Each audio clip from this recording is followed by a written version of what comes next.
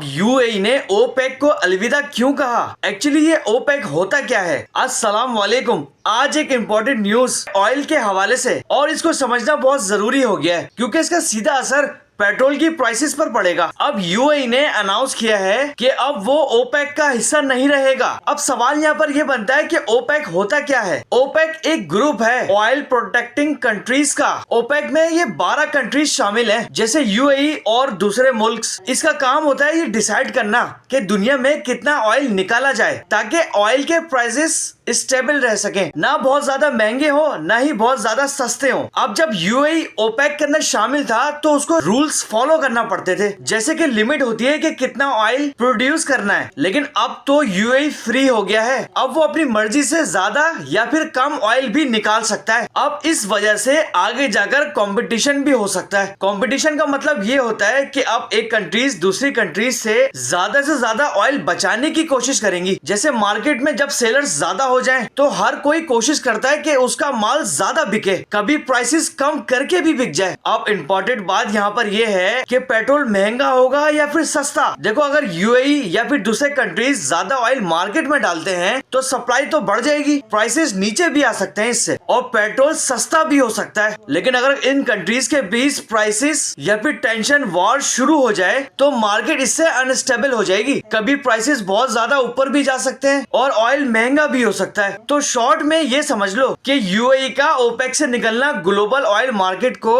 Change कर सकता है। लेकिन अभी एग्जैक्ट ये नहीं कहा जा सकता कि पेट्रोल सस्ता हो जाएगा या फिर महंगा। लेकिन इतनी बात तो जरूर है कि प्राइसेस में उतार चढ़ाव चलता रहेगा। अब खैर, इस बारे में अगर आप सिंपल और इम्पोर्टेंट न्यूज समझना चाहते हैं तो हमारे चैनल को सब्सक्राइब फॉलो लाजमी करेगा, और इस वीडियो के बारे में अपनी राय का इजहार कमेंट्स में जरूर डिस्कस करेगा भाई।